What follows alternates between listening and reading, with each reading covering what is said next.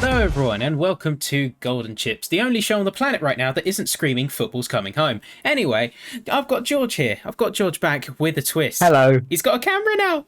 Look I at have him. a camera. Look at him. So cute. Look at him. This is me. This is the dulcet tones you've been hearing. Hello, everyone. Hello.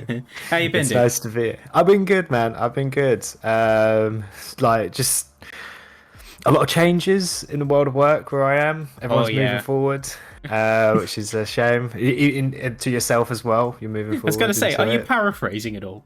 Yeah, maybe a little, but no, it's nice. It's I've got a few ideas that I want to do and where I want to head. But yeah, no. How about you? How you been finding things and that? I don't know. I've been. Well, it's like if you couldn't pick it out already to any of our listeners, I finished at my current job. Well, I say current, but is it current anymore? It's like No, last job. left now. It's like recent, like last job. Yeah, it's like I had my last shift of my work on the Sunday, and for context, we're filming this like about a week before this goes live. And I don't know, it's a bittersweet feeling. I'm sure anyone who's like worked with a cohort of people will understand that. Is that the job is neither here nor there, right? I think I'm fair in saying that. The job is neither here nor there. It was pretty mundane. It was like doing the 4 or 5 tasks, basic stuff, rinse, repeat, dealing with rinse, just like repeat. people. But it's like it's like leaving a family almost. It feels like you're leaving a family. 100%, definitely. Yeah, you sort of create your own. You know, you see they say that you see, especially in the retail world of work, you see your work family more than you see your own. Yeah, in a really messed up sort of weird way, but yeah, you do create this sort of like beautiful connection with a lot of people because you see them every day for so long. It's mad. So it is like letting go of a family member, like going, oh my god, I'm never going to see you again, even though you know you will. Yeah, I literally popped in. You know, literally popped in today. It was like, you know, so much excitement around it, like a celebrity in a way. It's so funny to me though. It's just like you have all that whole leaving do, and you have all of the stuff like that, and then it's just like 2 days later, hey guys, I'm back. Hey again. Just passing through. That's it, exactly. Or naturally. Yeah. But I mean, I haven't really personally, because of just sort of things changing and what I work and that, I haven't really been focusing on anything too gaming or tech wise, if I'm honest. I did catch the E3. Yeah. I'm not one for console wars, but I did think that Xbox smashed E3 recent. Like that was, they did well. Yeah. To put like, the console on top just, would be it was just Xbox. Exclusive after exclusive. It was like, hey, you like Sea of Thieves? How about Pirates of the Caribbean? Like, okay, thank you. You want Grounded? How about Big Spiders? You're like, oh, you know, all of that. They smashed it. I didn't actually see too much of it because I was gonna, and when it clashed with what I was doing, but I wanted but I caught all the highlights and it was beautiful. So it was so good to see E3 back. Yeah, for sure. I mean, even in like digital only, it was still good to have something to look forward to. That's it, because obviously it was cancelled last year. They just stopped it and did like it just through like their own channels and stuff like that. So it was amazing to see that, definitely. And I'm just waiting on EA's one because that's the potential reveal of Skate 4. No, I don't. It has to. Come on. I don't know. I don't think that. I'm tentative to say that it won't be coming this year because my E3 predictions are notorious for being wrong. Love it. No, to be fair, I do think they're going to be releasing it. I think 2023 or something like that. So we've got a while to wait, but it's got a lot to live up to because you've got the new like mechanics with it's like analog stick. You use like the thumb sticks to control each twin foot. stick. Yeah, instead of just using one analog stick for everything that you do, you're going to use one foot, and that works really well. To the point where when you go back to like Skate 3, it just feels dated. It just feels kind of grim to play, like quite stiff. So they got a lot to fill, but hopefully they can make it work, and they're gonna the sales, man, they're gonna skyrocket. Oh yeah, you know that it's like like so many companies are sitting on so many IPs that can make them so much money, and they just choose not to. Don't. They just choose not to. It's like people are clamoring for things like a new Rayman game, like a new Dead Island game. Dead Island, there you go. Yeah, Dead Island was having, no, definitely. There's so many IPs out there. That's why I think you keep seeing loads of spiritual successors to loads of old games, because there's a lot coming out. I think there was one called I think I might have previously mentioned it on podcast, but there was one. It was called what was it? It was I'm going to say it's completely wrong, and I know it, but let's say it's top of my head. Random word, the first word would be let's say Insomnia. So it's Insomnia Protocol, right? But that's a spiritual successor to Dead Space or something, but it isn't Dead Space. I like what you did but then, yeah, thank you. But then it's based also on what is it? The comment section was stunning because it's based on. They said it's based around the PUBG universe, 3,000 years into the future. But it's nothing related to the PUBG universe. It just uses the same engine. Yeah. So they've said that as everyone in the comments is going based 3,000 years in the Muppets universe and stuff like that, ripping it to absolute shreds. It's brilliant. I hear 3,000 years into the PUBG universe, and I just think, oh great, is it still going to run at 12 FPS? Yeah, literally. It's gonna be trash, but no. So that's and then you got obviously Back 4 Blood, which is another spiritual successor to Left 4 Dead. So I feel like there's all these IPs which I think the developers are having, and then the publishers are just not publishing them. Yeah. So they've just gone, well, they're ours. We'll take them then, and we'll just do it ourselves. Yeah, because you can copyright and IP laws are a difficult one to tackle, but the best I can say it without being any form of legal advice or anything. I just want to disclose that, and I'm not an expert, no legal advice. Fair enough. Covering my bases as you do. But no, it's a case of you can copyright a character, but you can't copyright an idea. It's what's the game that's a spiritual successor? If I had a pint for every time I heard spiritual successor this episode, I'd be pretty sure I'd be more on the floor than I already am.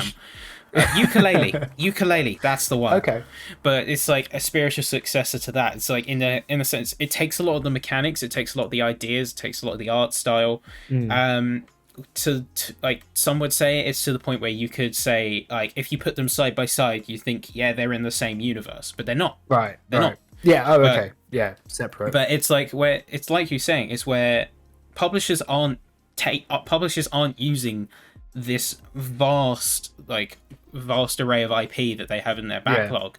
So developers indie studios and such. I mean, you look at A Hat in Time. If you want another example, if you want spiritual successors, that type of thing, it's very much like Mario 64 in a lot of ways, just modernized. But just sort of its own universe, but based upon what was once established with Mario and stuff like that.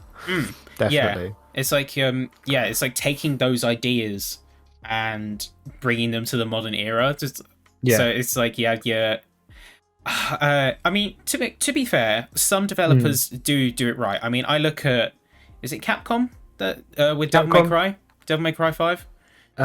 Yes, they did. Yeah. Which one was the one where they made Anakin? They basically made the Devil May Cry equivalent to Anakin in their own universe. Just this dweeby, short-haired, whiny boy.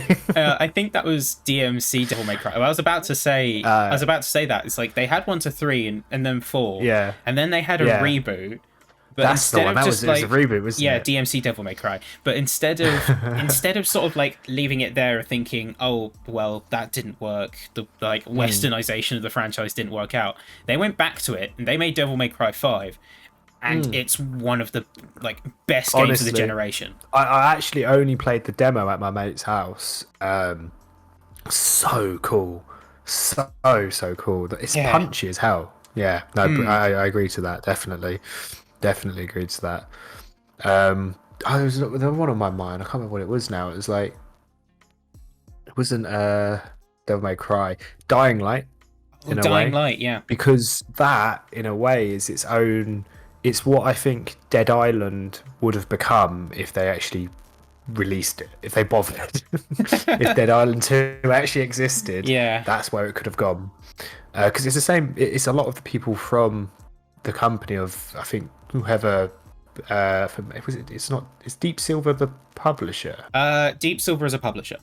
Okay, so it's a lot of the people from the developer side have left Deep Silver's contract, blah blah blah, and basically because Deep Silver had all these like issues with them, with all the creative control, so they left and made Dying Light, where they had all the creative control, and thus they have one of the best parkour zombie hack and slash sort of first person games ever. They did their own thing essentially. It's like they took what worked and they added their own takes onto it as well. Because it's a very, and to be fair, I didn't even know it was in a way a spiritual successor to Dying Light, to Dead Island at all. I watched this like video and it broke it down. It was mad. I was like, what the hell? Really? Okay. And so it's just all these spiritual successors are actually doing a lot better than a lot of the original IPs because they have their own control. They can do what they want with it and not be told, nah, can't put that in it. You know, and which is, I think, the sad thing with gaming. That's where it's going. Gaming. But to be fair, I think gaming's improving. That's fair. I don't know if I can expand on that because basically, that's a very vague comment, dude. I'll leave it at that, boys. Gaming is getting better. Refuses to elaborate. Leaves. Game is improving. No, in the sense of like, first of all, let's just say like straight off the bat, like Halo, they've turned around and gone no loot boxes. I'm seeing all these games that are being like indie games that are being developed by developers are going, no loot boxes, which is nice because there was as we all know, a massive era of just everything had to have a loot box system, some sort of like gambling system. I just want to add a footnote to that. I don't think all of those efforts are genuine. I think that like some developers very may well be like doing it out of the goodness of their hearts. It's like, right, no loot boxes. It's like, want a fair chance. Get what you want. Yeah. With no gambling involved, but it's that whole gambling involved part. It's a lot of games removed loot boxes to avoid legislation. Because it is creeping up. It is catching up now. Definitely, Battlefront removed them all, didn't they? They just went because it was. I think it's the pay to win system that people don't like, really. Yeah, which is fair enough, you know, because you just get your foot in the front, and then like next thing you know, you're better than everyone else. It should be fair. It should be like a fair game. It's different from sort of like pay to progress games. It's like I think back pay to progress is different because I think back to Robocraft. I think Robocraft way back when, this was years ago, like in its prime, essentially. But it's because for one, it was a free to play game, so they got to make a ROI somehow. And you had premium currency, but it was never a pay to win. Like there was nothing exclusively locked. And plus it didn't have the stigma because it was free to play to begin with. You think, okay, that's fair. It's like I could buy premium currency, or I could get like premium membership for a couple extra features and the boosting currency or something like that. It just accelerated your progression, but you would have, even free to play, you still would have got everything anyway. Yeah, exactly. And that's a state which is kind of mad in the sense of like Halo, that they've managed, obviously through all their experimenting and like their loot box system that they had in over 5, which worked. It definitely worked. They've managed to make it a free to play multiplayer game with no loot boxes. And I think if that says anything, that's like strong progress. That's like like well done to you guys on that. In a way, if that's sort of, let's say that's sort of the strat they use, I have no idea. I mean, it is sad to see it get to this point, but it's good that we're having a regression from it now. I think a lot of companies are backtracking on their old. Which is good. Let's say, but it's all assumption. I'm only from a consumer perspective of how I'm seeing games progress. There's no facts backing this up really, apart from my own experience. But it's nice to see. I think definitely nice to see. Definitely, it's a case of like it shouldn't. I feel like I'm a bit of a stickler, a bit stubborn in the sense that I don't feel like we should be congratulating for bringing things back to a status quo where they've overstepped the line. It's that makes it. Yeah. Yeah. Okay. It's like I see that. Adding sort of like a full-on pay-to-win system or a loot box system. It's like it's the whole cases of like 2 steps forward, 1 step back, right? Yeah. It's like if it's I'll try and put a hypothetical scenario in. It's like if I said, right, I'm doubling the price of X character, or you can gamble for it in loot boxes, everyone would riot about the loot boxes. So when they get removed, the developers would get a massive pat on the back, listening to user feedback, but still neglect the fact that the market is still like they've still pushed the market towards you paying more. I mean, look at GTA. Yeah. Like a Honda Civic costs freaking $2 million now. Yeah, that's just that game. Yeah. If any, that's a prime example, really. You know. They have to make their money if they want to keep a game going somehow, and that sometimes is the way. Just like a lot of microtransactions. Yeah, but you have to balance that with like because there is a creep to it, and I get that as you like if your game saw blowout success, you want to expand. That's fair enough. I get that, but you still need to balance having a fair system, like have a way to monetize by all means. Yeah. But definitely making sure that it's still fair and it's not sort of creeping too much to the opposite direction. Yeah.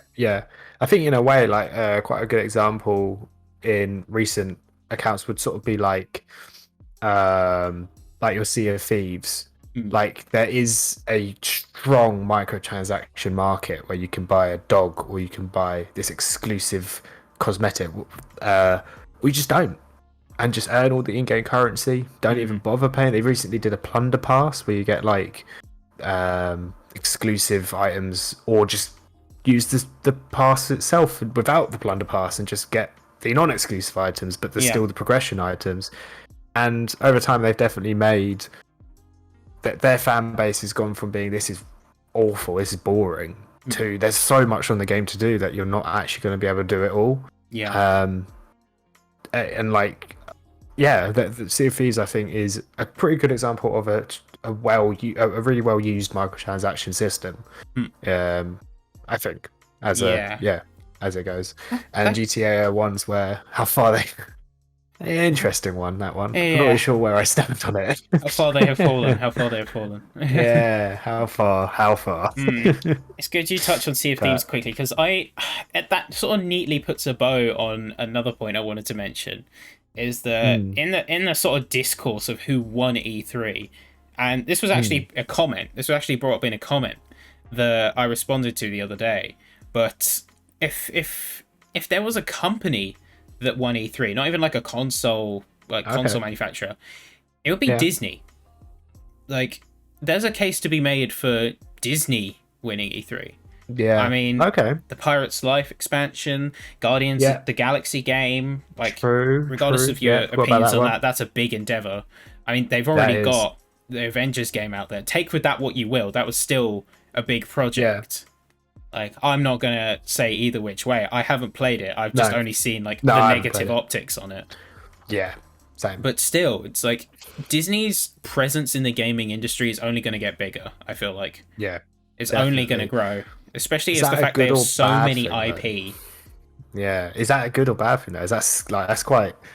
I'm tentatively watching. I'm sort of tentatively seeing where it goes. Because they've tried their hand at their own games before. It's like they had such a successful line of movie tie-ins at one point. I mean, they did have Cars. Now we all know how good that game was. Just chef's kiss. Perfection. Perfection. You have an IP. If you want to remaster a game, Disney, you heard it here first on Golden Chips. Make it Cars. Simple as that. Cars they've made Cars 2 and 3 games, but it's like they make Cars 2 and 3 games, but it's like no. We're talking the OG Cars game where you could have grown You could free roam. You could do all of that. Oh, like you were actually in the world. I might actually have to like try and find a copy. I've still got my copy on the PS2. Boxed. Beautiful stuff. Oh, boxed. Yo. Yeah, no, mint. It's mint condition. Sell it at CX. Get yourself a $5. Go on. Get myself at least 2 Freddos. No, that's staying. That's not. Yeah, 2 Freddos for that. But yeah, no, definitely. Disney have definitely, as you say, like they've had a fair share of good games, but I think as like nothing would beat what they currently have. Like with the Guardians of the Galaxy, like you say, that is a massive franchise to make a game on and stuff like that. Definitely, like all the games they have done previously have been sort of like movie tie-in games. Yeah. They did have their own original stuff. Like, do you remember Disney Infinity? Do you remember that? Wasn't that the little figurine thing? So that was basically Disney Skylanders. Skylanders, yeah. Skylanders started that all off, didn't they? With the sort of like miniature figure. Yeah, Toys to Life. That was the whole gimmick. And I'm sure that wasn't that like it was like it was hella expensive. In like the Spyro, was it the Spyro universe it was in? Yeah, it's like it started off as like Skylanders Spyro's Adventure or something, and then by the third game they're like, "Lol, who's this dragon dude? Who's this dragon? Anyway, boy? Have a giant mech." Literally, yeah. No, and I remember that Disney Infinite. Because then also Lego got involved. They did Lego's Dimensions. Yeah, Lego Dimensions, which I really wanted to play, man. There's so much cool stuff on it, like that entire Doctor Who franchise in Lego.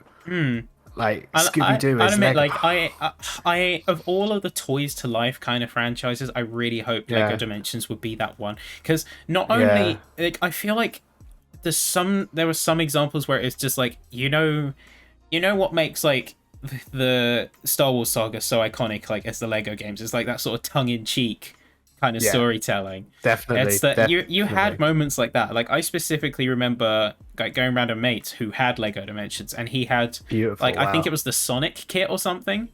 Nice. And I remember a specific cutscene from it. It's like when they talk about water and Sonic has like a freaking Vietnam flashback. And that's so funny to me. It's just things like that. Just things like that. I was gonna say well played Disney, well played Lego.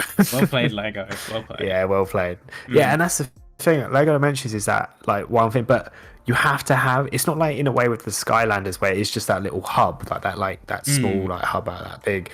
Lego Dimensions is that massive like setup of the Lego build that you have to build, and having the space for that as well is a bit like, oh god damn, and then you've got to buy that and all the things separately. I think what would be perfect is, because obviously I don't think they're making Lego Dimensions anymore, but I could be wrong. Do you know anything about that at all? I don't know anymore. No. I don't know any more than Fair enough. I think they've stopped manufacturing Lego Dimensions. I could be completely wrong, but if they have, what I think the better step could have been would have been like, you know what, let's just make this in a massive fat game, like everything that we've done with Dimensions, thank you for your time, here's the final Lego Dimensions, and it is just like you can pick which sort of missions, or I don't know, something like that, because there is that setup, that build, that cost, and you have to buy each thing individually. But Lego Dimensions, man, it brought such an interesting universe to that sort of caricature plug and play sort of system. Which definitely. Works. I'm gonna loop back to Disney quickly, but just because they've had their stints. Like I said, we had Disney Infinity, and they didn't they have they had a Telltale series at one point. They had a Telltale it's like sort of visual novel kind of thing. It's like it was Guardians of the Galaxy, I think. Oh really? Oh okay. Yeah, I've no idea. I'm gonna cross check this. Have a little look at that. Have a little look about that. Guardians of the Galaxy, the Telltale series. Wow. So enough. they did have I didn't even. Why have I had that one? Yeah, no idea. And that's like to be fair, the Telltale series, they haven't made something in ages, and I think I'm waiting on a Wolf Among Us too. Yeah, well, you know that they've essentially shut down, right? No way. I did not know that. It was a whole sort of furore, a whole sort of scandal. But essentially, it was like they, it's like they were having financial trouble. I think what happened is, like, correct me, like anyone in the comments, correct me if I'm wrong at any point. But what ended up happening is they were having financial trouble. They filed for bankruptcy, and then they got bailed out. But just enough to have like a skeleton crew to finish like the episode of The Walking Dead they were working on, and beyond that, I think that was doors. I wonder what that means for Wolf Among Us then, because I know that they. I wouldn't hold out hope. Yeah, because they did a trailer for it. Back. Oh god, it must have been. It was before it got. I think it could have been 2018's one, maybe 2017's E3. Yeah. With obviously the what's his name? I forgot his name. The wolf character, and it was sort of like quite the eerie. wolf who happened to be among us. The wolf that was among us. And then it looks sick, and everyone was mad. But then, to be fair, I haven't heard anything about it. So that doesn't surprise me. That's such a shame. They had such a unique standpoint in the world of they really just sort of set off their own genre. I mean, you've had offshoots like kind of Life is Strange is the first one that comes to mind. Minecraft story mode. Oh yeah, true. Which is good. In a way, it's good. It's so interactive on Netflix. In its own way, it's good. Do you remember all of those interactive like Netflix experiences? Wasn't there a Black Mirror one? Black Mirror one, Bandersnatch. You had the Bear Grylls one. The funnest thing about that was trying to work out the best way to kill him deliberately. But he always the camera always cut off before you saw anything, which was a shame. Tonight I tried to kill Bear Grylls for the 17th time. He ate a spider. He jumped off a cliff. He's alive still. How was this man? But I remember that. That was. There was a point where I think everyone was thinking, is everything going to become interactive on Netflix? But I think one of the better ones that they definitely, one of the stronger ones was that utilized as everything they could have from it was Bandersnatch, because at one point, I think if I remember, firstly they were like in this like hour program, there was over 5 hours of endings and stuff like that, and cuts and this and that, and I think even at one point the interactive assist, like it controlled you, like it actually picked what for you, even though you're meant to be in control of it. It was this like whole part of the story. It was beautifully executed. And just that was a big phase, I think, with the interactive era of Netflix. Mind you, you always have those kind of gimmicks. Like, definitely. It's the same thing with like Toys to Life dying out, and then for a while, like you had all of the Wiimote accessories and stuff. Oh yeah, true. I think gimmicks like that. It's like gimmicks have their time, and then they sort of wear out in that sense. It's like they did try and do a Toys to Life thing not too long ago, but that didn't get traction. It was like I'm trying to remember the name of it because it was extremely generic. It was a very generic name. Toys. Starlink, that was the one. Starlink. But it was that does ring the bell, to be fair. But yeah, it's like you build your ships using like the real life toy counterparts. And I remember it specifically because it had a Star Fox a special edition, and everyone got miffed because it's just like, oh well, this is just a fancy skin. Where's my Star Fox? Where's my Star Fox Zero for Switch, Nintendo? What's happened?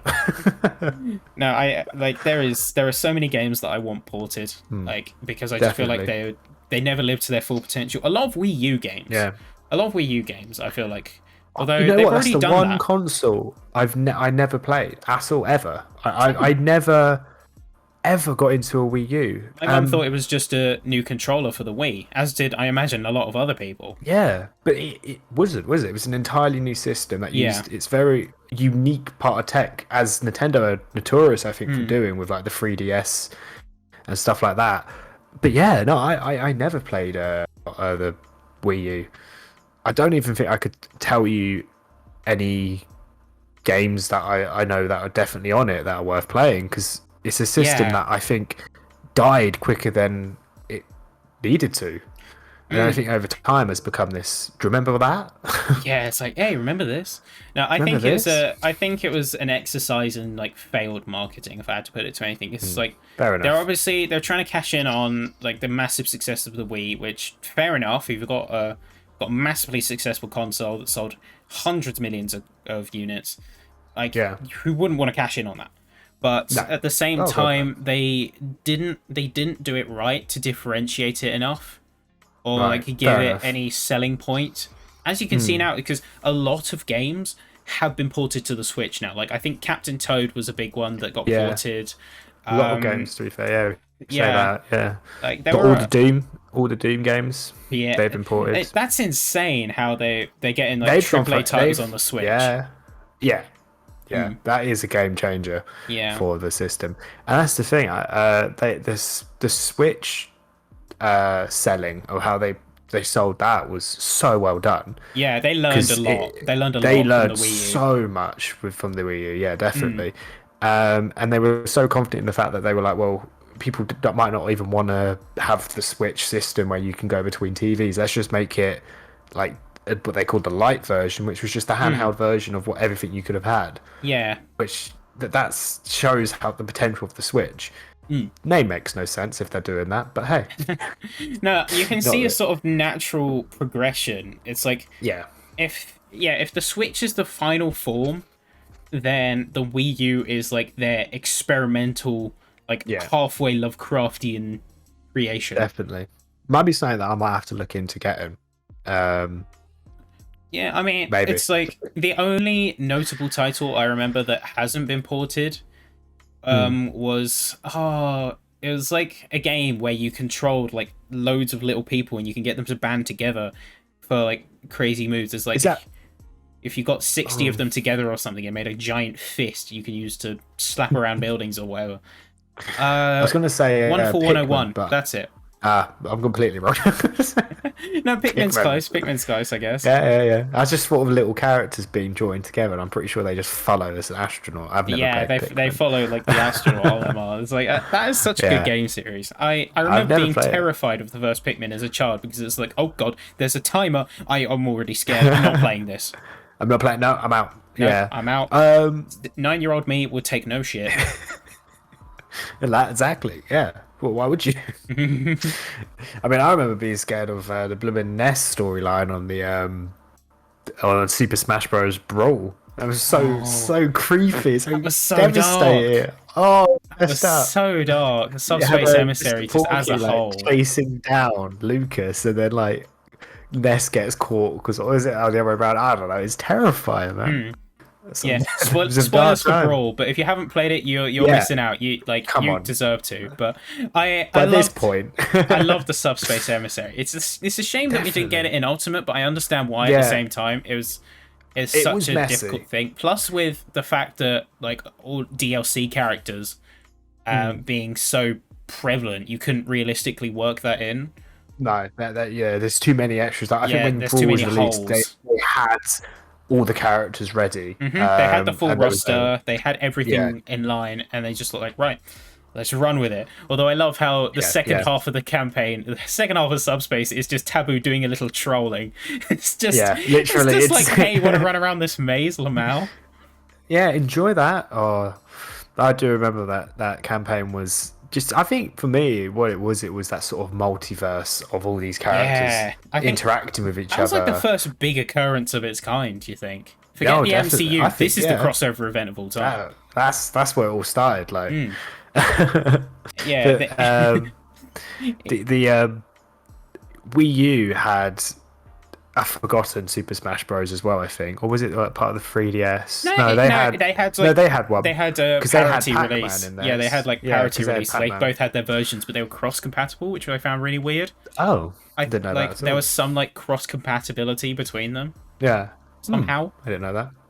Yeah, how did that work? To be fair, I remember when I had my Wii U, didn't ever had a Wii U, as we said. When I had my Wii, the normal Wii, for like most of the entirety of the time of me owning it, I never had internet on it, ever. Wii Sports.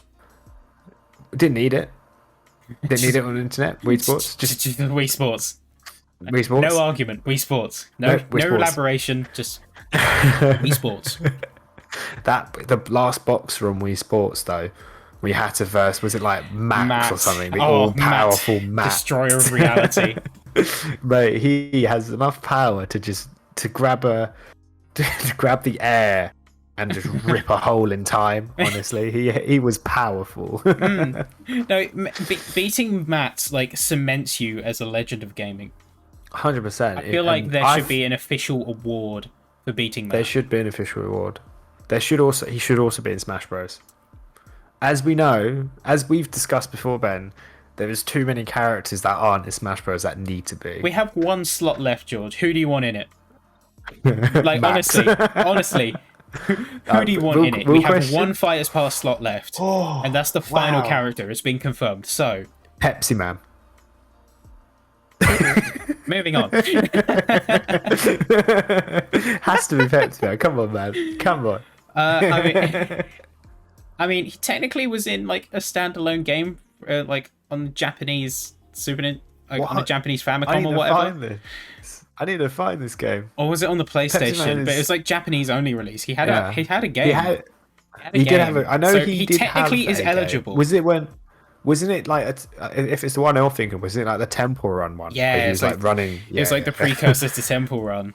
It's a very weird game because it also has American cutscenes. So this building is going to fall down unless we get him a can of Pepsi right away. Unless, Pepsi Man, the most useful superhero ever. He provides Pepsi. I hate the fact that Pepsi Man is technically eligible. Yeah, it's a shame. Where's your the pick? Coca-Cola man? That's your pick. Yeah, I'd say Pepsi. I mean, my hopes were kind of dashed because I really wanted Dante, Devil May Cry Dante. I think he would have been. That would work. I think more on a serious level of character, that would definitely fit 100%. Yeah. No, there's no doubt that wouldn't. My hopes have kind of been dashed on that one because I think he has such a diverse moveset and so many different weapons. Yeah, he does. That's building true. A character around him would be so interesting. Definitely. Oh god, if I had to pick a serious one. Pepsi Man is technically serious, dude. Technically. I mean, I could just take that and just say that is my choice. Yeah, you could take that, bank the money, and run to the hills. You know what? One thing I'm glad that it hasn't made it into Super Smash Bros. Is like the Five Nights at Freddy character. Can you imagine? Oh god, dude. Because it's big enough to do that. Yeah, and respects it was to a big enough phenomenon. It was, but I'm glad it hasn't made its way into like fighting games. Because that's the risk with a lot of these times. They can take every opportunity when it doesn't even fit the genre of Five Nights at Freddy and stuff like that. You know? Yeah. It's like if you have a character like that, it dates the game so hard. But I think Smash is like avoided it in a really clever way because you think that they've got like reimaginings of Banjo and Kazooie, and you haven't heard of that franchise for yonks. But Duck Hunt and stuff like Duck that. Hunt. They put Duck Hunt in. Again. Completely re-established that. Mm-hmm. Like they just made Duck Hunt Duo like this sort of power. You know, like power couple. I want to say power couple, but that's not. I was going to say that, but I didn't. They're not a power couple. But yeah, no, they did it. Who else did you? Well, he had like Ness and stuff. Yeah, people know. You know, they've been part like of Earthbound, the Super Smash. You had so many franchises come together to the point where like nothing is off the table, no matter what, and it's not gonna date the game. But it's at the same time, like if you had a franchise like Five Nights at Freddy's on there, then it would, because it's it doesn't. It was extremely popular, and credit to them. But it's kind of like if you got like the Jonesy guy from Fortnite as the last one as well. It's that it's popular, but that doesn't cement it as a staple of gaming or like a representative of. You know what I'm trying to say? I'm trying to think of the right words. Yeah, I know what you're trying to say. I know what you're trying to say. It's kind of like I wanted Dante, but if I had to pick a suggestion now with all of the info I know, it would probably be Crash Bandicoot. Like I am holding out hope for that. I am holding out hope for that. That would fit perfectly. Mm. To be fair, there would be or Ratchet and Clank. Like Ratchet and Clank could definitely work, but that's a Sony exclusive. It's just that's true. But I know that being said, like they've managed to collaborate with a lot of different IP holders. Like, fair, I mean, like Tekken, that's like Capcom, like Kazuya. That's they have they pulled some strings there. They pulled some strings with I think it was a massive thing when you saw like Sonic in there and Pac-Man and stuff like that as well. It's like the first time they did crossovers from like all the way back in Brawl with Sonic and Snake. That was insane at the time. Snake was the big one. I remember that. And then you had what? You had Joker. That was the first. Yeah. That was the first DLC fighter revealed. Joker at the Game Awards. Not gonna lie, I did think it was gonna be Batman Joker. Fair enough. I was well upset. No. It's I remember specifically watching that trailer live, and it was like, oh, okay, it's like Persona 5. Okay, like, are they gonna add like an additional content? Are they releasing like a B-side soundtrack or something? And then and then like the letter popped up on screen. And I just thought, no, this isn't. No, this isn't. Way. Flips the letter. Okay, this is not a drill. Not a drill. To be fair, like. The way that there is something, even though it's sort of been memed, there is something so suspenseful about their reveals of their characters. There's a certain magic to it. You know, as soon as you hit that, like you see that, like shing, you just see like Super Smash Bros. X, and you're like, oh, where's this going? And you see the logo, and even like the cinematics as well. The cinematic is like, because they're so respectful of the source material as well, I find. Definitely. Oh yeah. I mean, I say the Joker reveal, like, for example, but pretty much all of the other reveals as well. It's like that has cinematic trailers. I think of Minecraft. I think that's a big one. Yeah, they did. Like, that was smashed that. Really good with the source material. Really smashed that. Definitely. And he's like, how they managed to make him and like give him like such a decent move set. It's just crazy. Like, they thought about it. Basically, they haven't just rushed it. They've put so much thought into it. Yeah, Smash Bros is it leaves you sort of speechless in its own way. It's a very strong franchise that they've created with all the characters. And to be fair, saying, you know, with Ratchet and Clank though, Sony have their own, don't they? They have like their they had there's like PlayStation All Stars. That was like a PS3 game. Unless they have plans for unless they have plans for revitalizing it. No, I don't know. That's it. That's what I mean. I just feel like they won't. They won't let Super Smash Bros. Take that. They won't, because they've got their own. It's like, man, just be kind, give it away a little, you know. You don't need to give it hold and on take to it. all the characters. I guess that's kind of why you haven't seen like any characters. Mind you, I say that Sony have been a bit more lenient lately. I mean, they put Kratos in Fortnite, and cringe is whatever you will. Call it cringe, call it whatever. That's still an example of Sony kind of like loosening the reins a little bit. Because I remember like when they did last time they did Kratos was Mortal Kombat 9. But that was the exclusive to Mortal Kombat for the PlayStation. Yeah, it's like they're the platform exclusives, but you think Fortnite's global in terms of platforms. So I do still hold out hope. It's like, I get it, because it's kind of like why we haven't seen like anyone from the infamous series like Cole McGrath. We haven't seen like Ratchet and Clank or Nathan Drake or Crash Bandicoot. And like you said, they had their own Smash spin-off that wasn't really that successful. So I think Sony are smart enough to realize that they wouldn't be able to compete with Smash. No. Like, they're smart enough. Say what you want about them. They're a smart company. They know what they're doing. The only fighting game that can sort of compete would be the Shrek one. Shrek Super Slam. Now you're talking. Super Slam. Now you're freaking talking. That game. It's a forgotten treasure, I'd say. It's amazing, that game. It's so fun. It's chaos. I Like, love it. I still play it every now and again. yeah, I've only played it around my friends. I've never owned it myself. When I have, man, it's so fun. It's unbelievable. Yeah. I say like between that, Forza, Yeah. Trackmania, and a bit of Overwatch, I stan Super Slam. I stand Super 100%. Slam hard. Definitely, definitely, yeah. Cannot wait for Shrek 5. Oh yeah. Actually, that Good. kind of sort of neatly ties me into like one sort of question I thought up earlier, but we kind of moved the topics, so I kind of want to go back to that. Yeah, go. One Disney franchise you want to see a tie-in for, like, or get a tie-in game, like one franchise, Wow. whatever it is, Bloody and that hell, includes Pixar, because Disney Pixar are one and the same at this point. Yeah, of course. Wow, that's massive. I think like I could imagine like a really cool like free roaming up game. Oh yeah, okay. Because there's such a big city, such a big jungle that they never. Such a large world. You only see so much of. I don't know how strictly well it would work, but I can imagine with the beautifulness of that is up.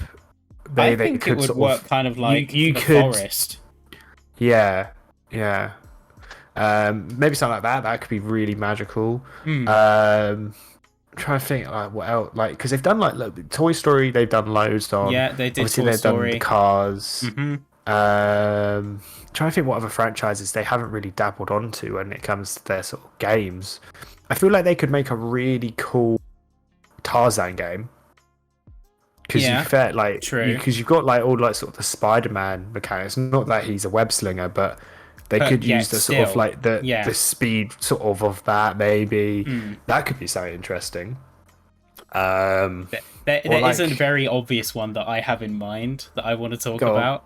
I mean, the franchise is based on video games to begin with, so I gotta say Wreck-It Ralph. Oh, okay. Come on. Oh, come on. Fair, yeah. That would work because that could be the multiverse of gaming. That could be the happy place. Bold statement. Yeah, I mean, think of that. It has potential. It could have potential. I just think of it as like the potential for different sort of styles of play that you can have. It's like you can go into Sugar Rush. You could be like a kart racer, not too dissimilar to Mario Kart, but with its own twist. You could go into Ralph's. You can go to Ralph's World. You can sort of play like a destruction simulator. Like, did you ever play Blast Corps on the N64? No, I did not. But it was essentially just that. It was like a world destruction game. Okay. And it was like at the time on the N64, this was groundbreaking. This was absolute insanity, because you think of at the time, like everything it's like you can count the polygons on two hands for a lot of things. Exaggeration for comedic effect aside, it's like going from that and then having like these massive top-down environments that you could fully destroy. It was absolutely insane. But yeah, it's like you could have Ralph's World be something like that. You could have the Alien World. That for like a hardcore first-person shooter or something like Alien. Yeah, something similar to like Doom. All these spiritual. Yeah, I think fair. Like when you think about Wreck-It Ralph, then it is a spiritual successor to all these already established franchises. Oh no, they full on parody some. It's like if they don't outright reference some franchises, like I mean, Sonic makes a couple cameos, I think, in the Wreck-It Ralph movie. I think and he also says, I think he has a couple lines in the second one as well. Yeah, but it's nothing major. Even if like franchises aren't directly referenced, they're still parodied on. Like and I think it's obvious where they take inspiration from. Definitely. Yeah, I didn't even think about that. Of course. And speaking of like in a way with like a multiverse, Space Jam. Have you seen anything about that? Yeah, Space Jam. Everyone in the comments on the Space Jam reveal trailer were basically saying how it's this is just like the Warner Brothers multiverse that we didn't think we needed. Like they're literally just floating through all these Warner Brother owned IPs. Yeah. Which is crazy. But definitely. We cannot wait for that. Space Jam. It's gonna be mad. One cool thing as well is to loop back to the Wreck-It Ralph game. Of course, yeah. I think it would be really cool. It's like, you remember in the first movie, I'm just going to establish this: the second movie never existed. Like, legally, the second movie never existed. Legally, like if I catch you talking about the second Wreck-It Ralph movie, let's say Of Mice and Men will be the next parody. Right, yeah. What second film, Ben? What are you on about? Correct answer. But I think another really cool mechanic, if they were to make a Wreck-It Ralph game, would be what happens in like the final arc of the movie, where the worlds bleed into each other. Oh, so God, it's like, yeah. do you remember when the aliens invaded Sugar Rush? And like that whole world-changing event that was. Yeah. I feel like as a mechanic, that could be something insane, absolutely insane. That would add so much chaos. Like, I think like you just be racing on.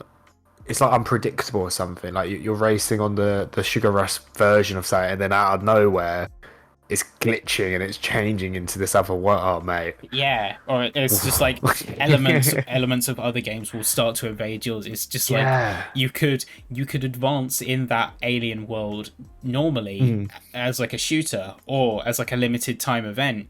You could take the Sugar Rush cars and race up the tower as fast as you can while trying to survive, like dodging enemies. Yeah, that's sick. That is a sick, like. Why has it not been happening, Ben? Why are we not game developers? Disney, you better be taking notes. Take notes, Disney. This is your new franchise. You're welcome. If you don't want us at E3, we'll be there. Don't worry. I want to go to E3. Yeah. On that note, I didn't realize how many ideas are almost crowdsourced. Like how many franchises and how many features and updates. Like, so much of it is crowdsourced. Like, I'm not knocking it. That's a good thing, because at the end of the day, that's what the community wants. But I didn't realize to what extent, like, the community, like, directly gives developers ideas play a and part such. How big a part they play. Definitely. I think that's one of the most beautiful things when it, like, comes to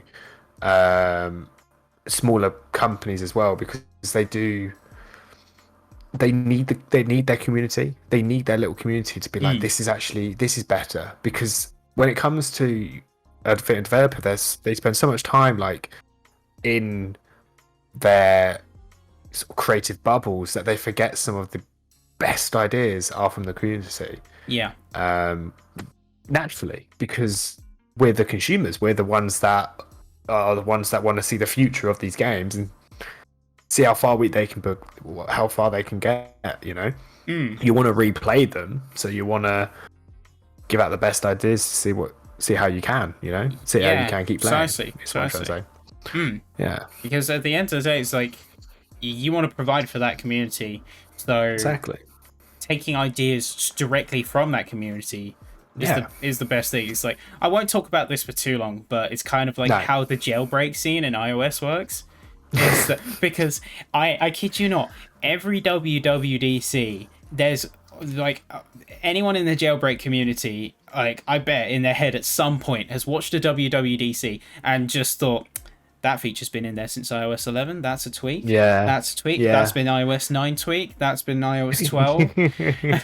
Stuff like that. Literally, yeah. And that's because Cydia it's iOS made by the community, isn't it? It's like the community knows what the community wants most of the time, except for when they don't. But it's like but it's like there's a reason that paradigm sort of exists, because it's like making them vanilla. It's like widgets on the home screen. That was a massive thing for people. That was big. Like, and that was a jailbreak tweak for like the longest time. That's been several versions, but that is by like as much as Apple like feigns the jailbreak community is sort of an underground, they don't exist, they don't acknowledge them. They do take it would be dumb to say they don't take inspiration from it. They definitely do. The amount of crossover, and it's like the amount of features that are in jailbreak that make it to vanilla. When you think about the new iOS 14 anyway, it is very much a jailbroken update. Like, they have actually sort of gone, you know what, creative control, here you go. Because you can change as much as you always could have before. Yeah. You can now 100% change icons and completely strip and change the layout of your home screen. Hmm. Like my friend's entire home screen is like an anime pink based thing. If you were to look at that itself, you wouldn't be like, oh, is that an iPhone as a home screen? And that's what obviously jailbreaking has been allowing you to do for ages. So, like you say, without a shadow of doubt, they've definitely taken inspiration from the jailbreak community, 100%. Even if they don't want to say it. Yeah, it's like my favorite mods, or my favorite like builds in air quotes of when jailbreaking is always the vanilla plus, because of course you can make the massive like art house designs, and some of them look spectacular. Some of them look otherworldly at points. But that perfect mix of what's familiar and spicing it up with like a new flavor, it's like it's like there's a specific tweak that allows you to fully customize the home layout of your screen, as in like how many rows, how many columns, the spacing, the dock position, everything like that is customizable. But it feels like vanilla. It's like a gesture. It's like a gesture just like anything else. It's like if you drag up from a specific like left or right bottom corner of the screen, it shrinks the home screen and then gives you controls surrounding it. And it previews it in real time. And it's like it's stuff like that that makes you think it's like this would be perfectly in place if this was vanilla. And those are honestly the best kinds of tweaks to me. Yeah. And I think like the perfect phone actually in a way would be like the strongness, like software would for a phone would be the security of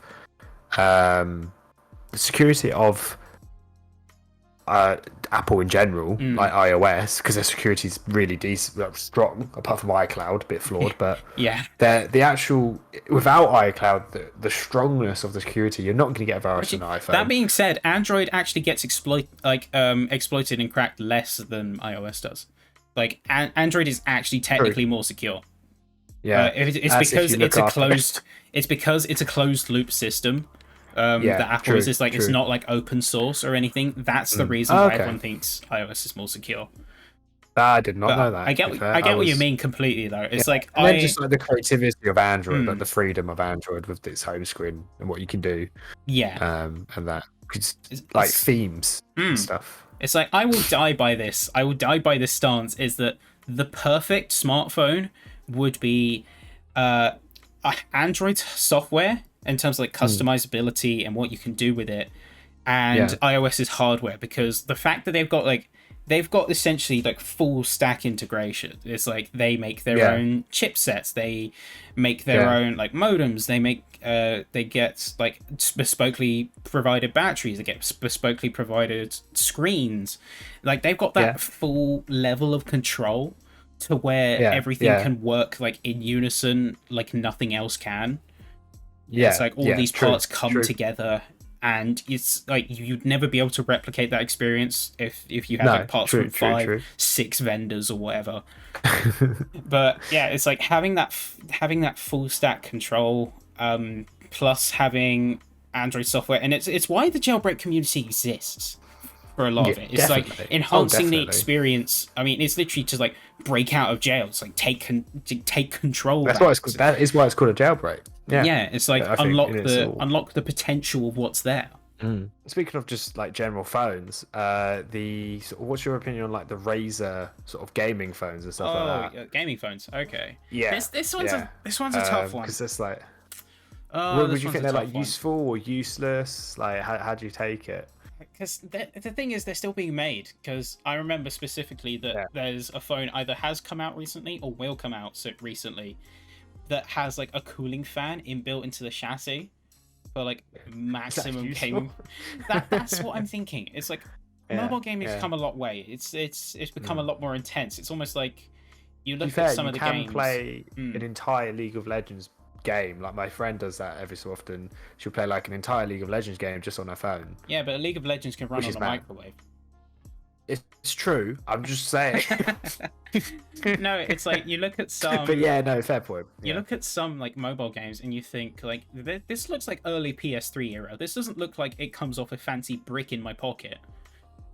But even so, it's because it's like I'm not quick to legitimize it.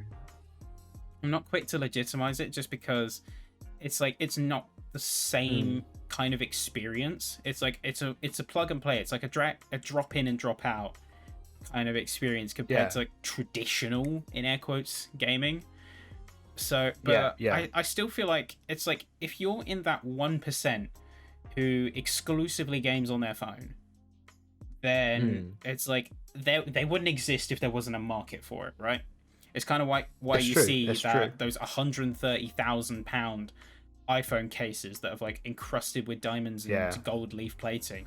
It's like someone's going to buy it. 0.01% is going to buy that, but the fact that market exists is enough to justify it. And I think that's the same with gaming phones. It's like I can't agree with it. I feel like a majority can't justify it because they think it's like at most 99% of people who do game on their phones is just for like a light session or like in between something else, or like they're on the bus or something. You don't need a cooling fan for like a 20-minute stint on the bus. Unless you've got a really unoptimized game. True. That is true. But yeah, I mean, no, I'm sort of the same. I personally don't see. I know, like I said, I know there's a market for it. I know people that will buy it, but I will never see the personal use for it because I don't mobile game. I used to, but like I used to. At one point, everyone used to have like Flappy Bird and stuff like that. Yeah. But you wouldn't need an entire gaming phone for that. And I know that Apple have their Apple Marketplace and Google Play Store have probably their exclusive streaming thing that they have. Yeah. But Apple have like their Apple Arcade. Yeah, that's the one. Yeah, Apple Arcade. That's it. And is that what Razer will use? No, because they don't have Apple. So it's like, where does it stand as a necessary purchase as a phone? Yeah. I don't know. I just don't see you've got that split almost. It's like a split down the middle. It's like Apple's the one with the gaming subscription, but not the gaming phone, and then Android's the one with all the gaming phones. That's it. But not like a tailored program for that. It's neither here nor there. It's like it's just it's like taking two halves of a chocolate orange and just like never eating them. It's just like neither is fully satisfied. Exactly. What is this metaphor? Yeah, it is. Yeah, that's a very confusing. That's a very confusing metaphor to end on there. Definitely. Good to see a beautiful face, mate. Any closing thoughts? Well, hey. Any closing thoughts? Just no. No. I'm so look. Definitely. No, I'm so tired, man. There is no closing thoughts. No. What are your final thoughts? No, get me off the show. Fair, no. To be fair, after everything we've spoken about, I think the thing to come out of it is they need to release Super Smash Bros. And a proper version of Super Smash Bros. With every single character ever. Because I've gone insane at this point. No, but no closing thoughts. Just thank you, as always, guys, for being part of this journey and allowing Ben to do this as sort of a little dream that I know he has. But but anyway, that's gonna do it for us. I'll see you guys in 2 weeks. Ta-ta for now. Ciao. Bye, guys.